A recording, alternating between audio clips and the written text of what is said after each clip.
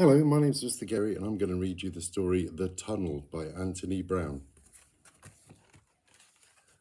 Once upon a time there lived a sister and a brother who were not at all alike. In every way they were different. The sister stayed inside on her own, reading and dreaming. The brother played outside with his friends, laughing and shouting, throwing and kicking, roughing and tumbling. At night he slept soundly in his room, but she would lie awake listening to the noises of the night. Sometimes he crept into her room to frighten her, for he knew that she was afraid of the dark. Whenever they were together, they fought and argued noisily. One morning their mother grew impatient with them. "Out you go together," she said, and tried to be nice to each other just for once, and be back in time for lunch. But the boy didn't want his sister with him. They went to a piece of waste ground. Why did you have to come?" he moaned. "It's not my fault," she said. "I didn't want to come to this awful place. It scares me."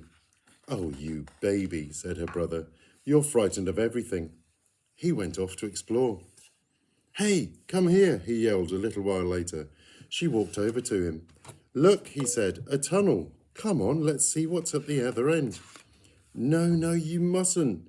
There might be witches or goblins or anything down there," she said. "Don't be so wet," said her brother. "That's kid stuff." "We have to be back by lunchtime," she said. His sister was frightened of the tunnel, and so she waited for him to come out again. She waited and waited, but he did not come.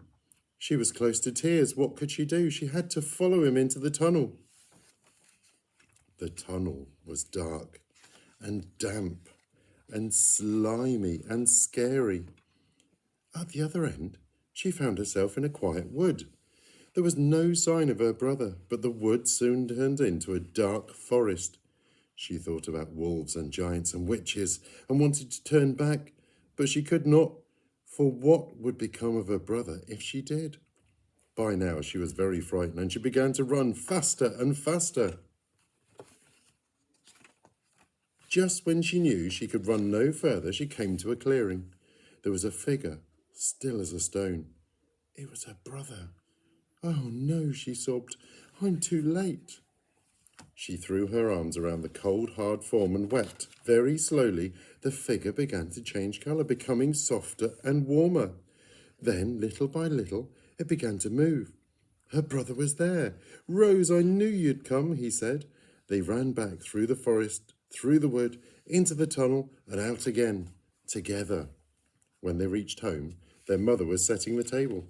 "Hello," she said. "You two seem very quiet. Is everything all right?" Rose smiled at her brother, and Jack smiled back. And that's the adventure of the tunnel.